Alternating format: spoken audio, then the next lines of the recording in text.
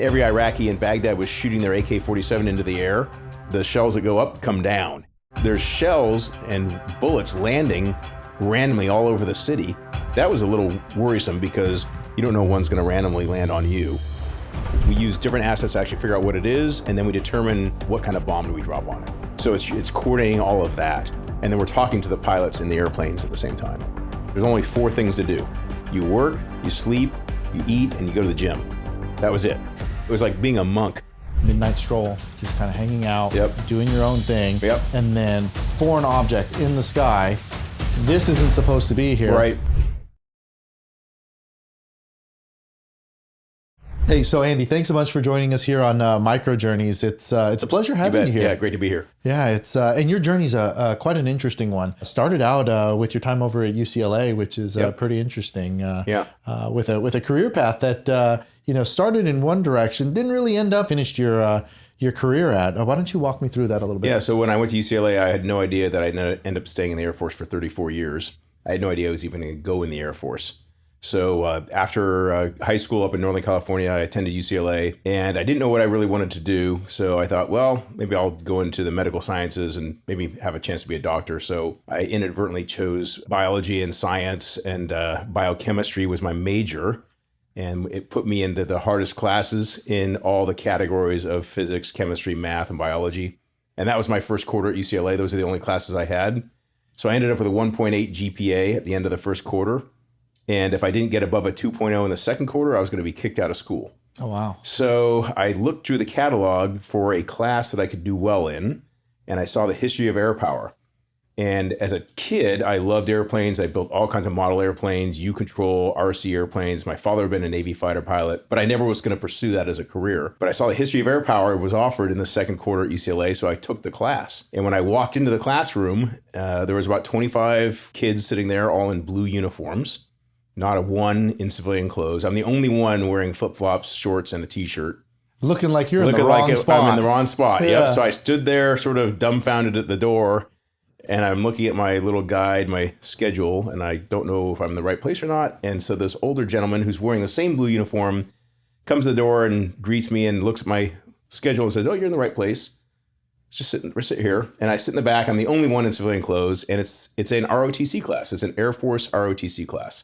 So all the other kids there are going through ROTC. I take the class once a week. I do really well in it because I love airplanes. And so the older gentleman was a colonel, and he convinced me to join the Air Force through ROTC. So what is an ROTC course? Are you sitting there and you're just learning about plane maneuvers? Is this basics of the government? How does that? So they have a series of classes through the 4 years of college that basically educate you on how to be an Air Force officer. So you will have history of the Air Force, which is the class I was in. And then you talk about things about how the Air Force is organized and how you act and perform as an officer. So it's a lot of different courses, but it's sprinkled out over the course of 4 years, because an alternative way to get in the Air Force is to go to Officer Candidate School, which is a 10-week course, and it's all jammed into 10 weeks. And I did that over a span of 4 years. Oh, wow. And then after that, after I graduated from UCLA, I went to pilot training, and I stayed in the Air Force for 34 years.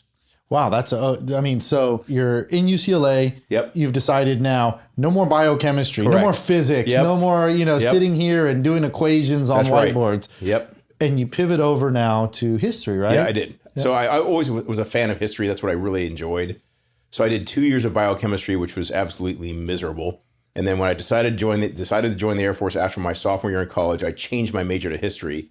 And then I basically took history courses for the rest of my time at school because I was so far behind. And so I graduated in 4 years, but I was a history major. And after I changed my major, school was really fun. So saying that you went into the Air Force through the ROTC program, that gives you your pathway opposed to going through the Air Force Academy. Correct. So you can go to the Air Force Academy. About 1,000 students go there a year, and it's a 4-year college, and you come out as an Air Force officer. That's one option. ROTC, Reserve Officer Training Corps, which is what I did at UCLA, is another option to go through a regular school, but you sprinkle in the Air Force training throughout the 4 years.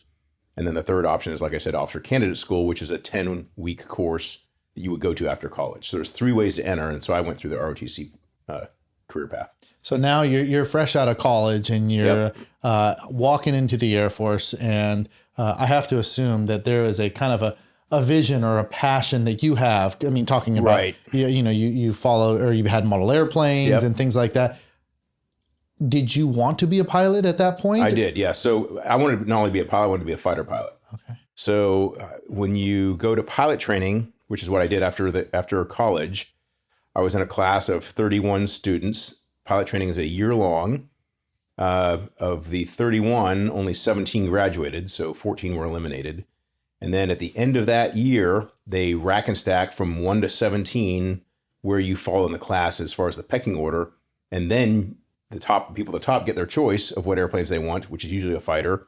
And then there's sort of every other airplane. And so it's called assignment night when you get given in your airplane. I was number 3 in the class at the time, and there was 2 fighters.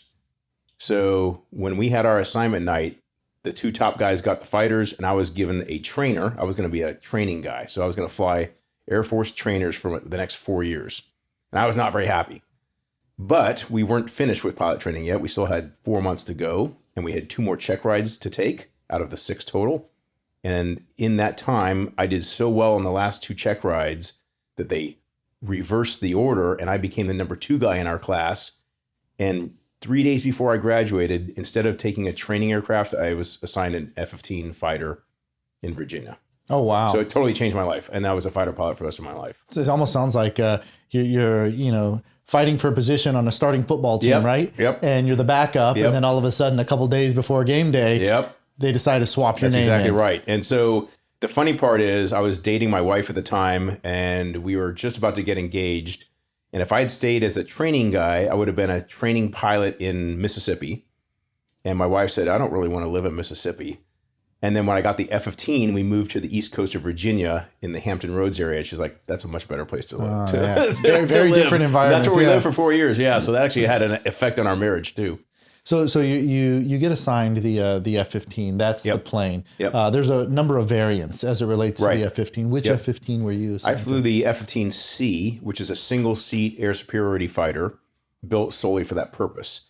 There's also the F-15E, which is a 2-seat fighter bomber. So it carries a lot of bombs. It also carries air-to-air weapons. And so its primary job is actually to drop bombs.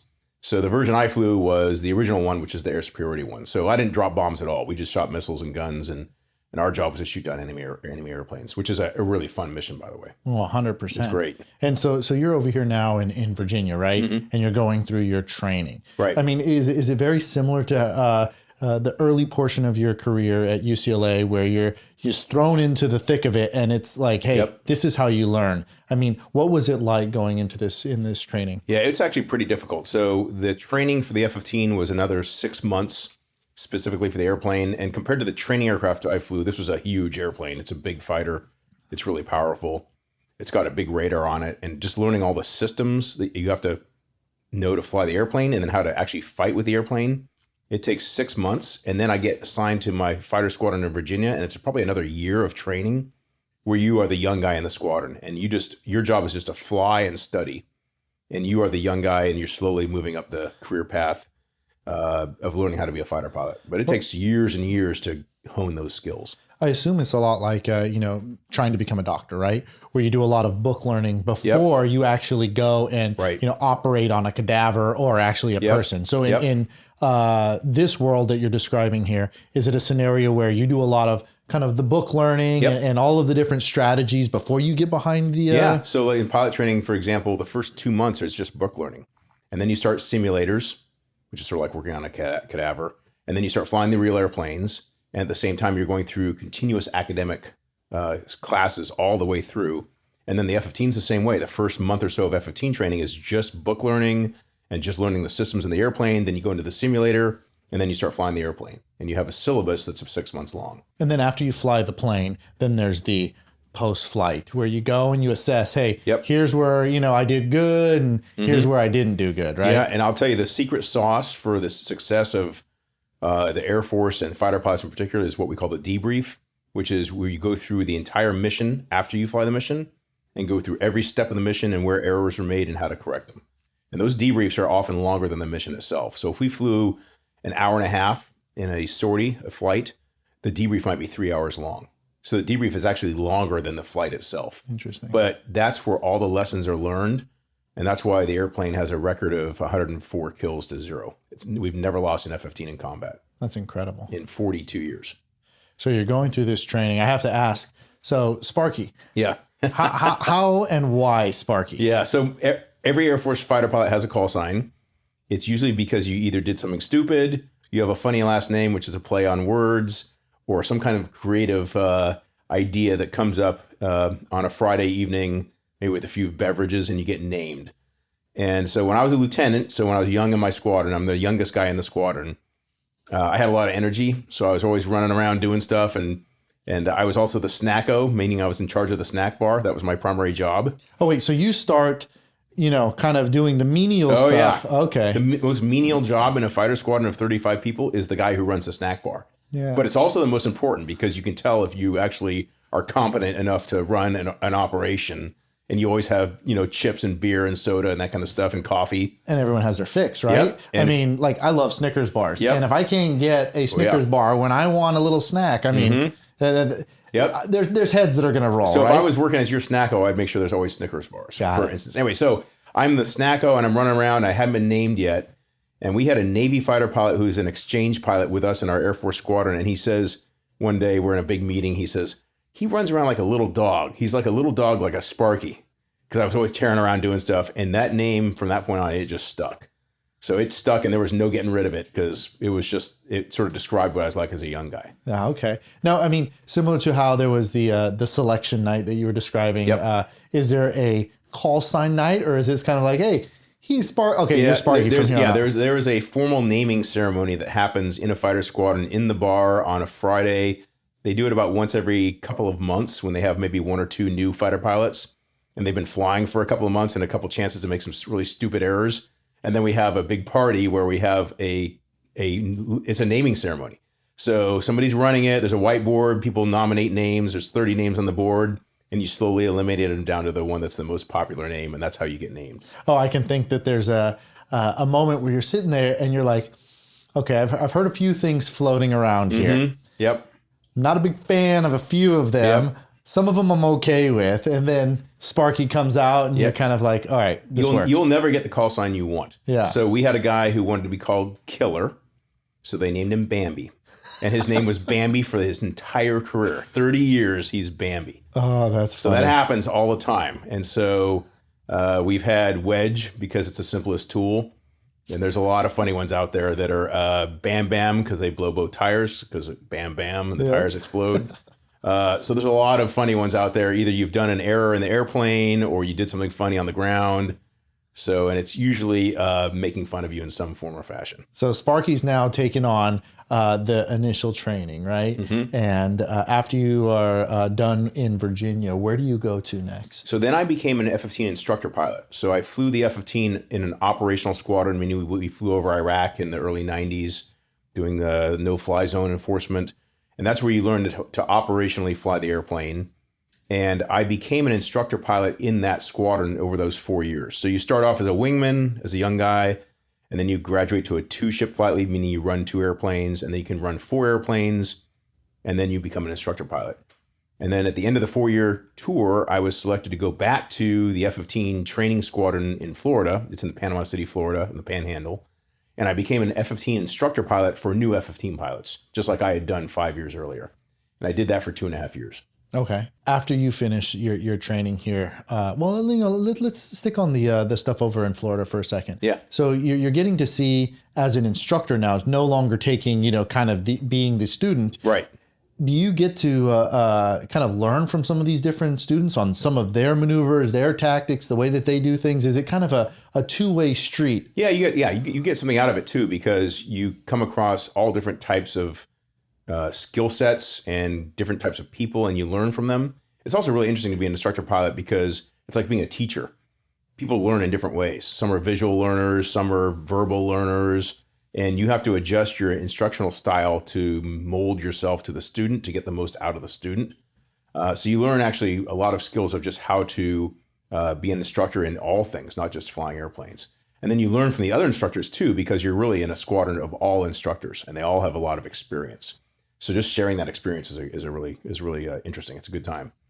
So there was a period of your career where you were deployed over to Iraq, Yep. right? What was that experience like? When you got the call, and then just being in the middle of a conflict. I mean, Right. What was that like? Well, it was really strange because 3 different times I flew over Iraq in my earlier career to try and keep the Iraqis from flying. And then when I went to Iraq in 2017, we're there to help the Iraqis fight ISIS. So the same people we were patrolling against 10 years, 15 years earlier, we're now trying to help. So that was a little bit weird. But I went to Baghdad, Iraq for a year, and I worked with an army division. So it's a large organization in Baghdad, helping the Iraqis repel ISIS. And so we were doing lots of bombing missions, and I was in charge of all the Air Force people in Iraq. And I was also what was called an engagement authority. So I was the one that was able to authorize airstrikes by Air Force and coalition airplanes against ISIS. And that was really interesting. So I lived in a shipping container for a year in Iraq, in Baghdad. So when you're saying that you're helping to coordinate these different types of missions, is it just the F-15 or is it a collection? It's all airplanes. We have B-52 bombers. We have Belgian fighters. We have Australian fighters, Navy fighters. So we had every airplane you can imagine that can drop a bomb we had overhead, and it was U.S. and other nations too. And so they would be overhead ISIS, and we'd be able to see on a TV screen, because we have drones flying around, who they're looking at, and we'd determine if that was an enemy or not. And then we'd give them authority to drop a bomb or strike an ISIS target.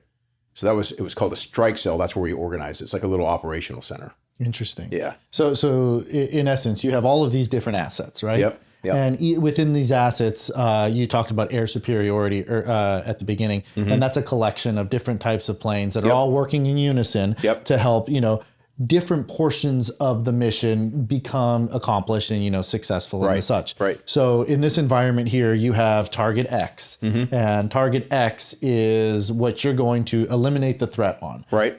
And with the role that you're having, you're helping to coordinate all of these different tools in your toolbox. Yep. Right. Not just the F-15. Yeah. Right. So it's different airplanes. It's different weapon systems. So we have different types of bombs or missiles. We also have different ways of actually looking at the target. So some airplanes carry a pod which actually can see the target. So it's got a camera pod on it. We have also drones flying overhead with cameras on them too. And our objective is to try and determine if that target is an enemy or a potential friend, so we don't accidentally bomb somebody that's a friend of ours. So we use different assets to actually figure out what it is, and then we determine if it is an enemy, say it's a thing like a truck or something like that, what kind of bomb do we drop on it? And then we have a myriad of different airplanes airborne that have different weapons on them, and we decide which one we're going to use. So it's coordinating all of that, and then we're talking to the pilots in the airplanes at the same time. So you were over in Iraq for how long? A year. Okay. Yep. It was the most satisfying job I ever had, by the way. Okay. So even though I was gone from my family for a year, and I lived in a shipping container for a year, and we worked every day of the year. You work 14 hours a day, every day for 365 days. It was the greatest job I ever had. Well, a lot of people don't vacation in Iraq, right? That's not a place that people circle. No. But there have to have been moments where fearful or just kind of nervous about being in the area with all the different conflicts. Is there any one moment that kind of stands out? Yeah. So usually we were pretty safe, but every once in a while ISIS would lob mortars into our compound, so they just randomly land somewhere. And our compound had a wall around it, a big cement wall with a little pathway. And so at night, I'd go running or walking at night. And every once in a while, a mortar attack would happen. And so these projectiles are flying towards you, and you don't know where it's going to land. So essentially, there's basically big pillboxes where you take cover, but you have no idea where it's actually going to go. So you just sort of hope it's not going towards you. So that was really the most interesting thing. And then the other strange one was I was there when the Iraqis declared victory over ISIS, and every Iraqi in Baghdad was shooting their AK-47 into the air. So guess what? The shells that go up come down. And so there's shells and bullets landing randomly all over the city because people are celebrating with shooting guns in the air. And actually that was a little worrisome because you don't know one's going to randomly land on you. Yep. And so it only lasted one evening and then it stopped. But that was actually sort of strange that one of the threats was actually probably from friendly fire from people celebrating. Yeah. It's it's crazy because you're thinking about this. I mean, midnight stroll, just kind of hanging out, doing your own thing. Yep. And then, I mean, I don't even know what a mortar shell would look like, sound like, but I'm assuming that foreign object in the sky, this isn't supposed to be here. Right. Holy shit! I gotta take cover, or else something bad's gonna happen. And we had radars with alarms on them, so they could see the shells coming in. They just couldn't tell exactly where they were going to go. So a siren would go off, and you would take cover then, because you can't see it, and if you can hear it, it's probably too late anyway. Wow. So that was really interesting. Yeah. So it was just and the other thing about living there is there's only 4 things to do: you work, you sleep, you eat, and you go to the gym. That was it. Interesting. Yeah. So your life is super simple. Nothing else happens. Best shape of your life, I bet, right? Best shape of your life. You can control what you eat. You can exercise every day. Yep. And it was like being a monk, actually. It was really, but I look back with fond memories on it. So after your tour over in Iraq, you come back to the United States? Yep. Or okay, yep. Where do you end up coming? So I was in transition from one job to another. So I left the States from Texas, went to Iraq for a year, and I came back, and then I moved to another job in Arizona. So I became a commander of multiple Air Force fighter wings in Arizona. I did that job for 2 more years. And then I went to Miami next, which would be my last job. Okay. So over in Arizona, when you're saying that you're in charge of multiple different fighter wings, describe what that means a little bit. Yeah. So each Air Force base generally has what's called a wing on it. And that is a group of anywhere from 12 to 72 airplanes of one type. So we have one wing and a base in Utah that has F-35s. We have a wing in Arizona that has A-10s, which is a ground attack airplane. We have another wing that has drones in it, for instance, one up in Nevada. And so each of those wings and those bases has about 5,000 to 10,000 people on it. And I was the general officer in charge of all those commanders. So all of those wings that worked for us were located west of the Mississippi, and we had 6 of them at the time. So about 38,000 people total. And I was the administrative and authoritative commander over all those units. It was my responsibility to make sure that they were run correctly. We had the right leadership there. They were ready to go to combat. Sort of all the things to make sure that they were ready to be deployed if we needed them. Okay, so everything from sustainment, maintenance, training, and then actual, deployment, right? Yep, and hospitals, and also maintenance of the base. For instance, it's like when you're a wing commander of a base, it's like being the mayor of a town. So you're in charge of everything: housing, roads, water, power, sewer, all the airplanes. So it's everything. Within that ecosystem of stuff, I'm assuming that there is a network of coordinated kind of different air bases that you would work with. Yep. So let's say, for example, one asset had to get from your base to a separate base to go get deployed or something like that. Yep. So you're coordinating all of these things within the Air Force. Right. We would do that. And I did, my portion was west of the Mississippi. I had a compatriot that had all the bases east of the Mississippi. And we were the 2 organizations that provided all of the aircraft and people and maintenance folks to deploy, say, to the Middle East. When we go to Qatar, or we go to Al Dhafra in the United Arab Emirates, or we go to Iraq, we were responsible for getting all those people and airplanes moved to those locations. Very interesting. Yeah, it was. And so after you're in Arizona, you said you went over to Florida. Correct? Yeah, so there's a organization in Miami called United States Southern Command. It's one of 6 geographic commands around the world. So the U.S. military has divided the world into 6 geographic locations. You have North America, South America, Europe, Asia, the Indo-Pacific. I was the guy working in the headquarters for the Caribbean, Central, and South America. So we had a headquarters in Miami, Florida. At 4-star was the commander. I was the deputy commander, so I'm the number 2 person in the organization. And it was our job to make sure we did cooperation with all the nations in South America, Central America, and the Caribbean that were allies of ours. So there's 31 nations in that region. We were good friends with 28 of them, not to include Cuba, Venezuela, or Nicaragua.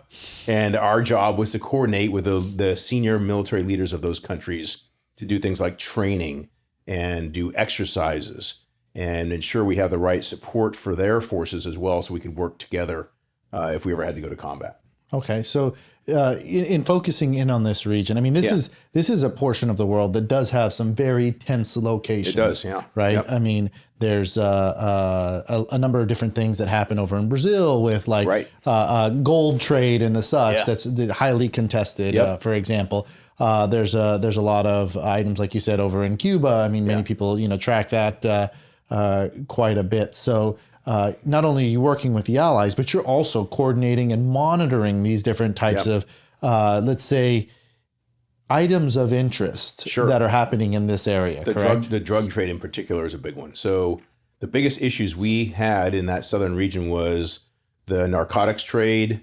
You had natural disasters. Often hurricanes come through there all the time. That was very common. You have mass migration coming out of places like Venezuela through Panama up to Mexico.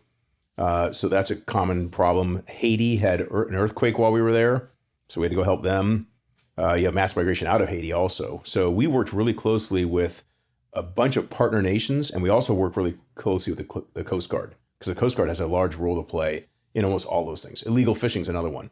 So the Chinese have huge illegal fishing fleets around the Galapagos Islands that are basically just wiping out the fish stocks.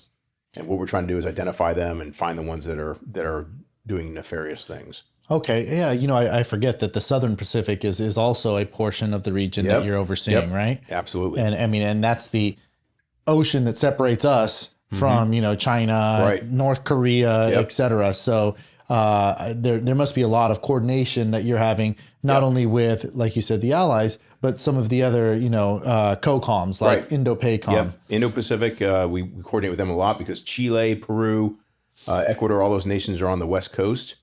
The Galapagos Islands, for instance, fall under Ecuador, and they're some of the best fishing grounds in the world. And there's really important ecosystems out there that we're trying to protect. And so we work a lot with the Indo-Pacific Command to try and coordinate those things. Now, you mentioned two items of interest here, the drug trade into the United States, and also massive migration, right? Yeah. People that are non-U.S. citizens. I mean, it's at the peak of today's news headlines, right? It always is, yep.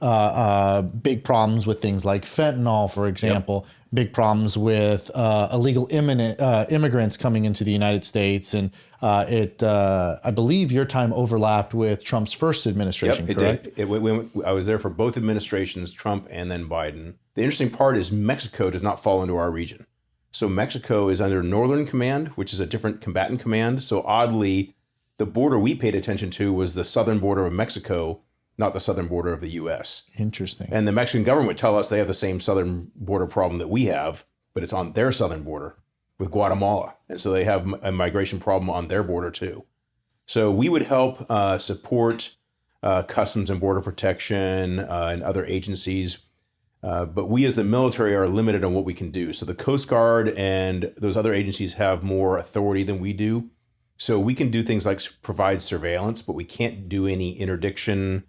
That's all law enforcement. So there's regulations and titles, certain authorities that we have and don't have. And we're called Title 10, meaning we cannot do anything that is a law enforcement activity. So we can partner with them and we can share information, but that's about the limit of what we can do. And that's why the Coast Guard is so important in our region. I view this almost like an operational view, right? Or an OV diagram, right? Where the Air Force is, or at least Southern Command is taking a look from the assets that they're able to contribute, but it takes a network. It does, absolutely. Yeah, so we had an organization down in Key West, Florida called the Joint Interagency Task Force South, JIATF South. And it's a military-run organization, but it's run really by a Coast Guard admiral. And there's about 23 different organizations all working together to try and counter the illegal drug trade. Because we as the military can only do things like provide logistics, we can do some surveillance, but we can't do any interdiction. So we have to have somebody else do it. So we have partner nations do it, we'd have the Coast Guard do it, Drug Enforcement Agency, anyone else that has the authority, we would just partner with them to try and counter the drug trade. So that was an interesting one because you have all these different authorities in the U.S. government that either restrict you, like the military, or allow other people like the Coast Guard to do things. So the Coast Guard has a much wider range of authorities, way more than the DoD has. So that's why they're so useful. So while you're at Southern Command, you're a lieutenant general. Yep. What's it like day to day as a lieutenant general, Southern Command? I'm assuming that this isn't your wake up in the morning, have a nice cup of coffee, and just casually roll into the office. Yeah, we're on email, fortunately or unfortunately, about 18 hours a day. Only when you're sleeping are you not on email. And then we have a network of phone systems where we can call from home or at the office if something's happening in the region that's important. And then in my job, the commander was what we call up and out. So the commander would go to visit other nations and be on the road quite a bit. And my job was to stay at home and sort of run the operation at home. So we had about 1,200 people in a 5-story headquarters in Miami that did all of the support for all those things we just talked about. And my job was actually to make sure that that thing kept running well when the commander was not there. So while the commander was traveling, I was always at home. So I didn't travel much. I just basically helped run the operation in the headquarters itself. And that's usually what the number 2 person does. So just like running any operation, there are days, I mean, we've talked about this a bunch. There's high highs and low lows. There's highs and lows because you have all the problems of having a large organization with people. So running human beings is a challenge sometimes. It can be really fun, and it can also be maybe not as fun. So you'd have things like joyous events like promotion ceremonies and award ceremonies and these things that are really enjoyable to do. And then you have things like good order and discipline. You have deaths and sicknesses just because you have a lot of people to deal with. And so every day is multiple events. Some are enjoyable and some are not. And it's an emotional roller coaster every day. Well, yeah. And I mean, you're in a situation where I'm assuming you can have 1, 2, 3 pretty negative things happen, but then you got to go put on your smile. That's right. And go shake the hand of a dignitary that's walking in, or someone that is, just about to get a massive promotion. And within 30 seconds, I mean, you have to shelf it. That's right. Yeah. And for these people, this is a one-time event. So if we have a dignitary visiting the headquarters, it may be the only time they ever see it.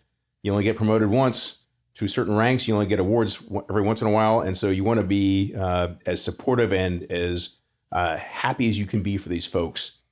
Maybe if you just came out of a meeting where something really negative happened. And that was the hard part. And that's sort of the art of being a leader, is trying to do that well. I'm assuming with all of these responsibilities, you're not flying anymore during this period. No, the last airplane I flew was the A-10, and that was in 2020. And I was a general officer, so I didn't fly it a lot. I was sort of the guy that would fly once a week just to make sure I knew how the operation was running. But that airplane was fun to fly. Yeah, it was great. I equate it to a F-150. You always got to have one. Yep. You just need it. It carries everything. It's not complicated, but it can haul a lot of stuff. And the F-22 was more like a Lamborghini, and the F-15 was more like a 1970 GTO, if you were to equate it to vehicles. So today, if someone said, all right, Andy, all right, Sparky, here you go. Yep. You get the keys one more time. I'd go back to the Eagle. Oh, yeah? The F-15, yeah. Yeah. Mainly because I flew it for 17 years. It's the first airplane I flew. I was good at it. The F-22 I only flew a few years. It's a great airplane. It's got amazing performance, but I was never really good in the airplane because I was older. And the same thing with the A-10. It was just fun to say I got to fly the A-10 and the F-22, but the Eagle was the one I was really the best at. Yeah, that's tried and true. Yep. It's your baby, right? Yeah, right. Yeah. Right. It's the first one, so you're gonna always have fond memories, because it was really fun to be a young guy in the F-15, because you're a lieutenant, you're the snacko, you don't have a lot of really important responsibilities outside of flying, so you could just focus on flying. Yeah. And that was the way it was for the first 5 or 7 years before you take up a leadership role.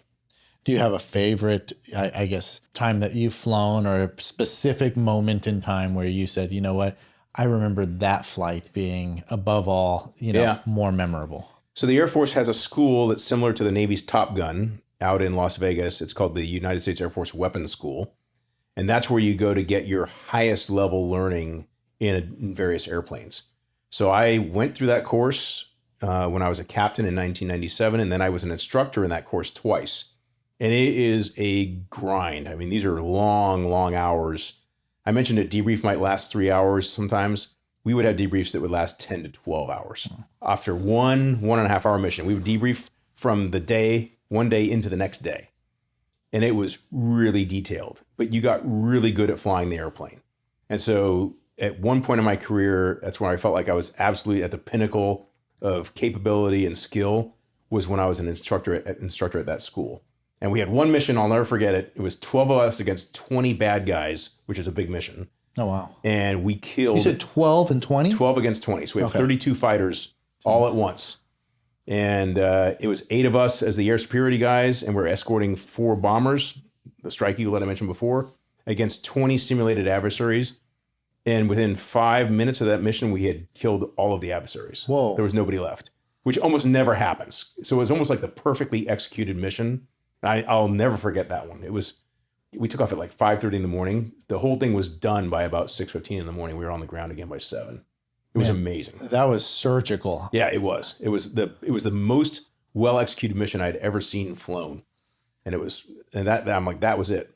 Now, with the simulated adversaries here, do you ever, I guess, identify those as particular countries of interest, or is that something where it's just like known adversary? It's a known. Usually, it's a Russian adversary, not specific to a country. But what we do is we look at what the Russian airplanes can do, and we simulate their capabilities with our own airplanes. Okay. So you might have other fighters on the other side that are the same as you, but you actually have them modify their techniques and tactics to simulate what the Russians would do.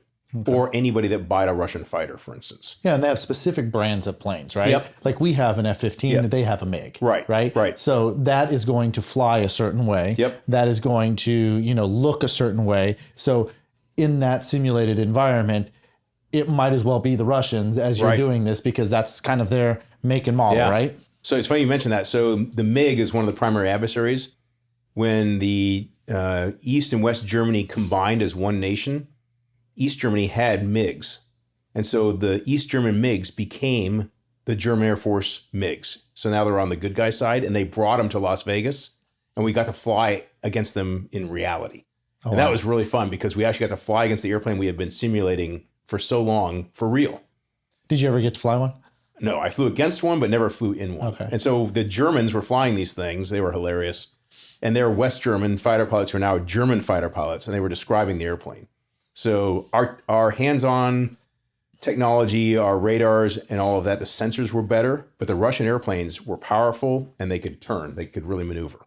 So that was one of their strong suits. So this is an instance where, dogfighting makes a very big impact. I mean, it's not one plane is better than the other. I mean, their capabilities are similar enough where each has their own strengths. Right. But it's now down to the pilot. The training and the pilot. Yep. Experience level of the pilot and the training you've gone through. And that's why training at these high-end schools is so important, because I think in many cases, we may not have the best equipment, although we try to, but it's our training that makes all the difference. Yeah. I mean, this is one of those instances. I mean, there's so many different examples. Yeah. And it's an argument that, many people are passionate about on both sides. And I'll state it. I mean, you can chime in if you want. But having a pilot and unmanned, dogfights in the future. There's been big, arguments about we need to take the pilot out of the system so that way we only have, an ability to, minimize the number of people. And I think that there's so many different aspects that you have to consider, right? One of which is, what if you have similar types of, capabilities? Right. And it comes down to the training. I would love to believe that the United States has the best training. Yep. And we have the best pilots. And that's why we will win against these other folks. Right. But if you just leave it to the system, then, I mean, it's a crapshoot, right? Yeah. It doesn't really matter. Yeah, it's interesting you mentioned the unmanned thing, because the unmanned aircraft, including they're talking about unmanned fighters, has become one of the topics du jour over the last couple of years. It is so hard to do. So there are so many variables when it comes to dogfighting or just flying an airplane in a combat environment that if you're trying to do stuff autonomously, we're only 1 or 2% there. We can do this basic things with autonomous aircraft, really, really basic.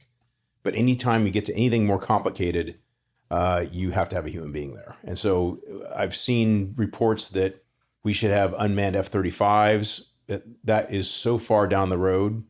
That's 20 years or 25 years away. There are certain things that you could do right now with an unmanned airplane, like fly an airplane around where you get fuel from it. So the Navy's building an unmanned air refueling drone that'll fly off an aircraft carrier. And if you're in your Navy airplane, you just plug into it and get gas out of it. But all it has to do is orbit over the aircraft carrier. It's pretty simple. Once you talk about dropping bombs or fighting something, it becomes much more difficult. Well, and it's a split second decision, right? Absolutely. Yep. And there's so many variables in that decision that you cannot replicate in a simulated environment or with an autonomous airplane. 100%. I kind of think of this, going back to the comfort zone that I have, which is technology, right? It's almost how the early adoption of artificial intelligence was used, for showing different types of graphics and things like that. You can see, kind of the early set videos of where you'll have like a character that looks like a certain person. Let's say it's Will Smith, right? I think there's actually a video out there of the early Will Smith as an AI character.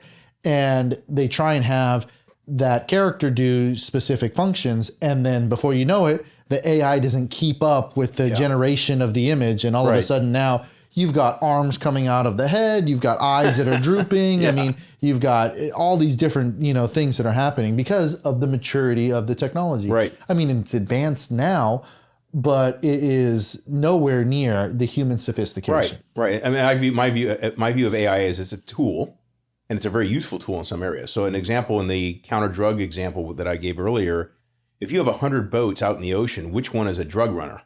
Well, you could use AI to filter that out. So look for patterns of life, look for a boat going really fast. It's clearly not a fishing boat. It's not a tourist boat. That's the nefarious boat out of 100. If you can use AI to filter down to the piece of data that you need, that's really useful. Could be the same thing with an illegal fishing fleet. If you're looking for an illegal fishing vessel, it's going to have certain characteristics to it that nobody else is going to have. And instead of looking at 100 vessels, I can just look at one because it's been acting weirdly. And AI can help us with that.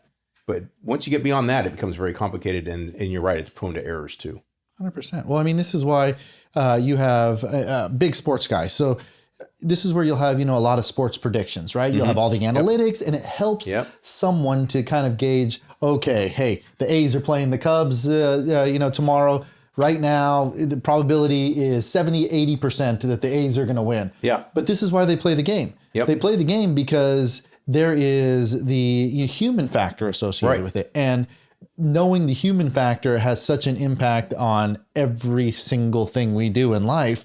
I mean, removing a pilot from an aircraft on those split time sets of decisions, being able to do a crisis kind of analysis if something malfunctions or whatever it may be. There's just such a spectrum of things that training associated with being able to make a decision is highly vital. Right. So it's interesting you mentioned that. On the way here, I was listening to a podcast about the NBA right now and how certain teams have made trades where the trades were great because the chemistry of the team is better.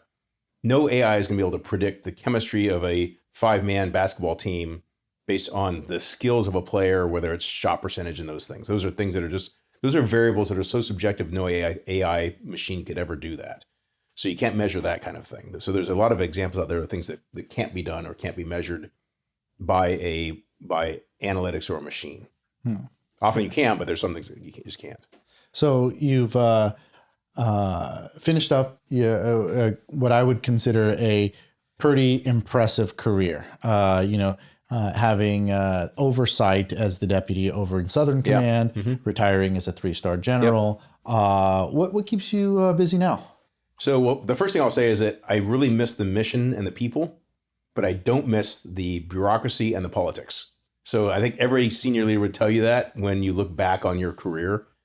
So those are the fun things. So what I try and do is stay involved in the mission and the people side. So I've done small consulting jobs where I go back and help out, say the Air Force War College, for instance, do a simulated exercise in the Indo-Pacific where the students come up with a scenario and a game plan and they have to brief a senior leader. I'll come in and play the role of that senior leader. And I'll take the briefing from them. I'll give them feedback on how well they did to help them learn. And it's great for me because I get back into the mission part of it and I get to mentor our people again. So that's really the enjoyable piece. And then the other part that I do is if I find a company or an interesting technology or a person that I think would be fun to work with and it's something maybe out of my comfort zone, then I maybe would pursue that too. So there's other things out there that are not military related that are interesting. And I've never been in the commercial sector in my life. And so for me, it's interesting to experience what the commercial sector does and how different it is from the bureaucracy of a Department of Defense or the government. So those are sort of two things that I like doing. I do like staying involved in the mission, though, with our people on the military side. So anything I can do on that part of it, whether it's exercise, support, or otherwise, I will pursue. One of the things that I found extremely interesting about how you've influenced not only the Air Force, but a variety of different sectors, even the way that we get to know each other, is you have, warfighting experience that helps to trickle down to all different aspects of the buildup of actually flying a mission. And an example of this is the way that you've been able to integrate in technology gaps associated with, either planes that you've flown, missions that you've been a part of, et cetera, and saying, you know what, there is a better way to do this. There's a better way to skin the cat here.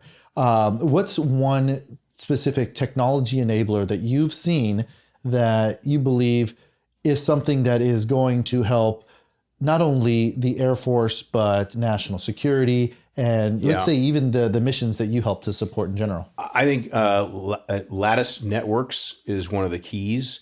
One of our challenges is we have lots of ways to communicate, whether it's voice or data link, but those things are all interceptable, jammable, and the links can be cut. Fiber optic cables can be cut, satellites can be blinded.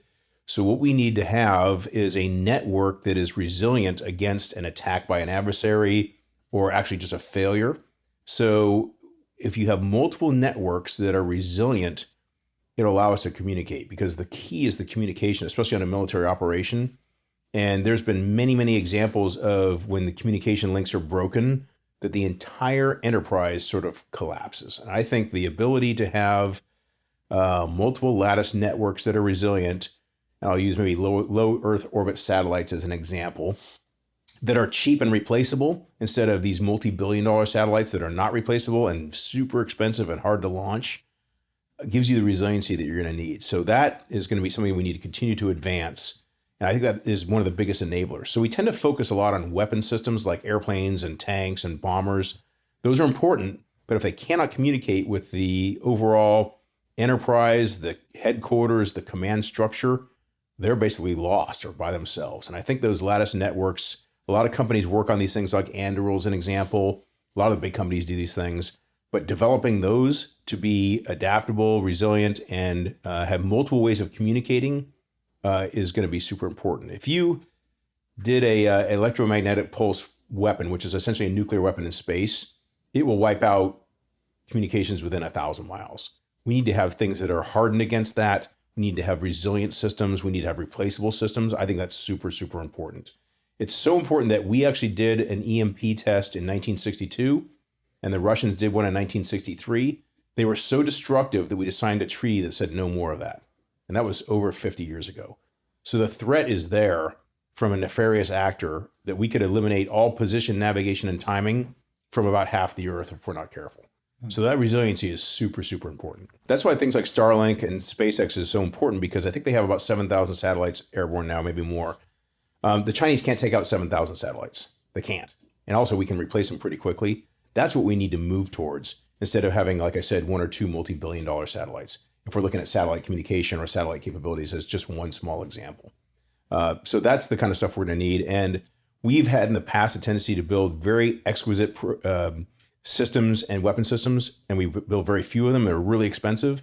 We need to go, in some ways, back to the cheaper, more expendable, replaceable systems. And that's the balancing act we're in right now. We're trying to go to more inexpensive systems that are more prolific, but it's hard to do. Thanks so much for joining us here on Micro Journeys. You bet. It's a really interesting time. So thanks, Dan. I really appreciate it.